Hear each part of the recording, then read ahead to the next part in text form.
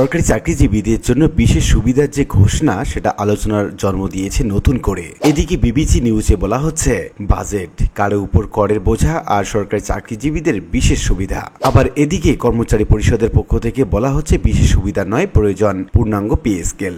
সরকারি কর্মচারীদের হতাশার বাস্তবতা কি বলা হচ্ছে মূলত কর্মচারী পরিষদের পক্ষ থেকে, কি বলা হচ্ছে সরকারের পক্ষ থেকে, আর কি বলছে বিভিন্ন রকম পত্রপত্রিকাগুলো, এই সংক্রান্ত বিস্তারিত তথ্য জানাবো আজকে ভিডিওতে। প্রিয় ভিউয়ার্স, আজকে নতুন ভিডিওতে সবাইকে স্বাগত জানাচ্ছি।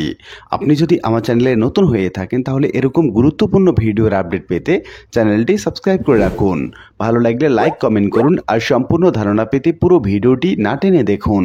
তাহলে শুরু করা যাক। আমরা প্রথমেই যে সংবাদটি দেখতে পাচ্ছি যুগান্তর পত্রিকার প্রতিবেদনের শিরোনামে বলা হচ্ছে সরকারি চাকরিজীবীদের জন্য বিশেষ সুবিধা যে ঘোষণা সেটা নতুন আলোচনা জন্ম দিয়েছে। এখানে বলা হচ্ছে মূলত সরকারি কর্মকর্তা এবং কর্মচারীদের জন্য মহার্ঘ ভাতা নয়, বিশেষ প্রণোদনাই পাচ্ছে সরকারি চাকরিজীবীরা। সোমবার 2 জুন জাতীয় বাজেট উপস্থাপনকালে এমন তথ্য জানান অর্থ উপদেষ্টা ডক্টর সালেউদ্দিন আহমেদ। ঘোষণা অনুসারে 1 জুলাই থেকে বেতন গ্রেড ভেদে গ্রেড 1 এবং তদুর্ধ্ব গ্রেড থেকে নবম গ্রেড পর্যন্ত 10% এবং গ্রেড 10 থেকে 20 গ্রেড পর্যন্ত 15% হারে এই বিশেষ সুবিধা দেওয়া হবে। জাতীয় বেতন স্কেলে আওতাভুক্ত সরকারি, বেসামরিক, স্বশাসিত রাষ্ট্রায়ত্ত প্রতিষ্ঠানগুলো, ব্যাংক, বীমা, আর্থিক প্রতিষ্ঠান, বর্ডার গার্ড বাংলাদেশ এবং পুলিশ বাহিনীতে নিয়োজিত কর্মচারী এবং পেনশনভোগীদের পুনঃ স্থাপনকৃত এর জন্য এই বিশেষ সুবিধা কার্যকর হবে। বিশেষ সুবিধার ঘোষণার আলোচনা জন্ম দিয়েছে নতুন করে। সরকার কর বাড়ালেও আমাদের বেতন তো সেভাবে বাড়ে না, বিবিসি বাংলাকে বলেছিলেন বেসরকারি একটি প্রতিষ্ঠানের সহকারী ব্যবস্থাপক মিঠুন শিকদার। তিনি বলেন, কারো বেতন বৃদ্ধি সমস্যা না, সরকার আমাদের দিকটাও একটু দেখুক। নাম প্রকাশে অনিচ্ছুক বেসরকারি প্রতিষ্ঠানের এক কর্মী বিবিসি বাংলাকে বলেন, সরকারি চাকরিজীবীদের বেতন বৃদ্ধির খবরে কালকেই তো বাজারে জিনিসপত্রের দাম বাড়বে। বাজেট ঘোষণার একদিনের মাথায় সরকারি চাকরিজীবীদের জন্য বিশেষ সুবিধার প্রজ্ঞাপনও জারি করেছে সরকার। সেই প্রজ্ঞাপনে বলা হয়েছে নবম গ্রেড পর্যন্ত কর্মকর্তার 10% এবং পরের গ্রেডের কর্মচারীরা 15% হারে এই বিশেষ সুবিধা পাবেন। এই বিশেষ সুবিধা বা বেতন বৃদ্ধির যে প্রজ্ঞাপন নিয়ে মিশ্র প্রতিক্রিয়া এবং সরকারি চাকরিজীবীদের মধ্যেও দেখা দিয়েছে।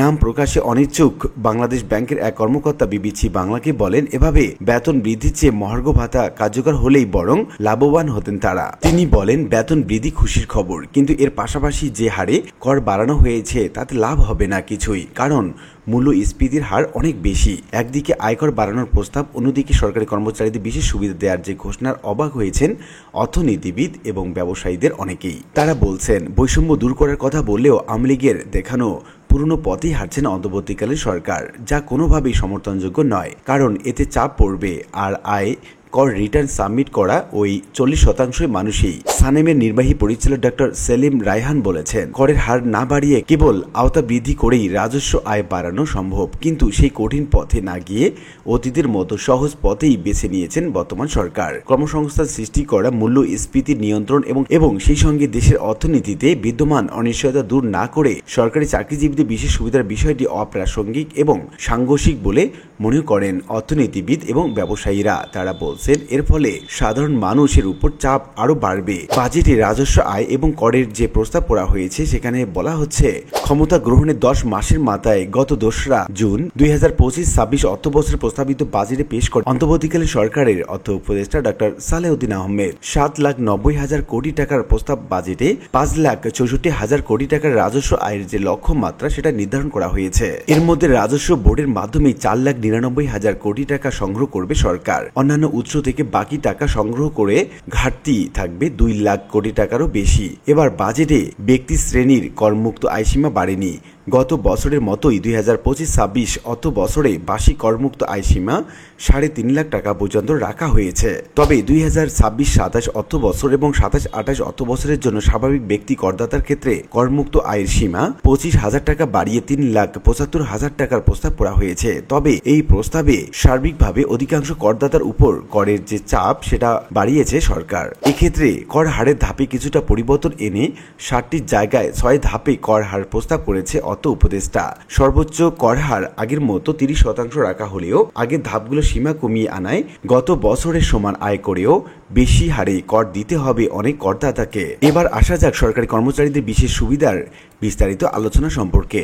উচ্চ মূল্যস্ফীতি বিবেচনায় 2024 সালের নির্বাচনের আগে 2023 সালের জুলাই থেকে সরকারি চাকরিজীবীদের বার্ষিক 5% ইনক্রিমেন্টের পাশাপাশি অতিরিক্ত 5% হারে বিশেষ প্রণোদনা ঘোষণা করেছিলেন তৎকালীন প্রধানমন্ত্রী শেখ হাসিনা। সেই প্রণোদনায় আরও বাড়ানোর প্রস্তাব করেছে অন্তর্বর্তীকালীন সরকার। এবারের বাজেট বক্তৃতায় অর্থ উপদেষ্টা বলেন 2015 সালের পর অদ্যাবধি কোনো বেতন কাঠামো প্রণীত না হওয়ায় বিষয়টি বিবেচনায় নিয়ে এবারের বাজেটে সরকারি কর্মচারীদের জন্য বিশেষ সুবিধার যে পরিমাণ সেটা বৃদ্ধি করার প্রস্তাব করেছে। জুলাই থেকে সরকারি চাকরিজীবীদের বিশেষ প্রণোদনার হার বিদ্যমান 5% থেকে বাড়িয়ে এর মধ্যে মঙ্গলবার প্রজ্ঞাপনও জারি করেছে সরকার, যেখানে 10 থেকে 20তম গ্রেডে কর্মকর্তা বা কর্মচারীরা এই সুবিধা 5% সহ মোট 15% এবং নবম গ্রেড পর্যন্ত কর্মকর্তারা মোট 10% হারে বিশেষ প্রণোদনা পাবেন। বাজেট ডকুমেন্ট অনুযায়ী 2025-26 অর্থবছরের বাজেটে সরকারি কর্মচারীদের বেতন ভাতায় বরাদ্দ রাখা হয়েছে মোট 84,114 কোটি টাকা। বেসরকারি গবেষণা প্রতিষ্ঠান SANEM south Asian network on economic modelling এর নির্বাহী পরিচালক ডক্টর সেলিম রায়হান বলেন, বিশেষ সুবিধা টার্মটাতেই আমাদের আপত্তি আছে। রায়হান বলেন, আমরা যখন বৈষম্য বিরোধী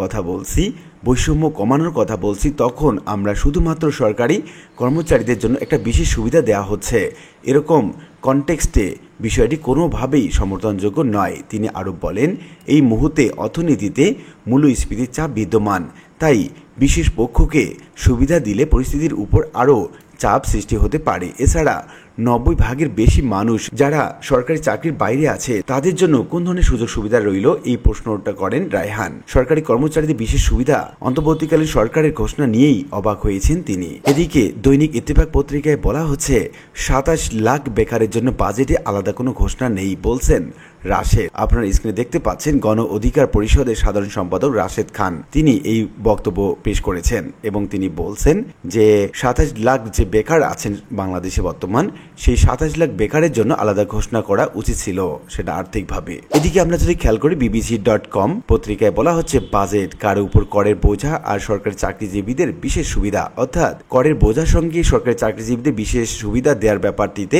আপত্তি করেছে অনেক গবেষক অর্থনীতিবিদ। আর এই কারণে মূলত বিবিসি সংবাদ এই ধরনের একটা প্রতিবেদন প্রকাশ করেছে। আর এদিকে আমরা যদি দেখি বিশেষ সুবিধা নয় বরং প্রয়োজন পূর্ণাঙ্গ পে স্কেল, সরকারি কর্মচারীদের হতাশার বাস্তবতা, অর্থাৎ এই বিশেষ সুবিধা দেওয়ার কারণে সরকারি চাকরিজীবীদের বিশেষ করে 18, 19, 20 এই গ্রেডে যে কর্মচারী আছেন তাদের খুব সামান্য টাকা বেড়েছে। অনেকের 237 টাকা থেকে 250 এমনকি 300 টাকার মতো বেতন বৃদ্ধি পেয়েছে, যেটা খুবই হাস্যকর বলে দেখছেন সরকারি কর্মচারীরা। তো বিভিন্ন আলোচনা থেকে আমরা এটুকু বলতে পারি যে সরকারি চাকরিজীবীদের বিশেষ সুবিধা দেওয়ার পাশাপাশি 27 লাখ বেকারের জন্য বাজেটে আলাদা আলাদা কোনো ঘোষণা নেই, এই বিষয়টিকে যেমন বেশি প্রাধান্য দিচ্ছেন গণ অধিকার পরিষদের সাধারণ সম্পাদক রাশেদ খান, অন্যদিকে সরকারি চাকরিজীবীদের বিভিন্ন রকম সুযোগ সুবিধার পাশাপাশি অন্যান্যদের সুযোগ সুবিধা দেওয়ার ব্যাপারে বিভিন্ন অর্থনীতিবিদগণ বিভিন্ন রকম মন্তব্য প্রকাশ করেছেন। এখন সংশোধিত বাজেটে কি হয় সেটাই এখন দেখার বিষয়। আশা করি বিষয়টি বুঝতে পেরেছেন।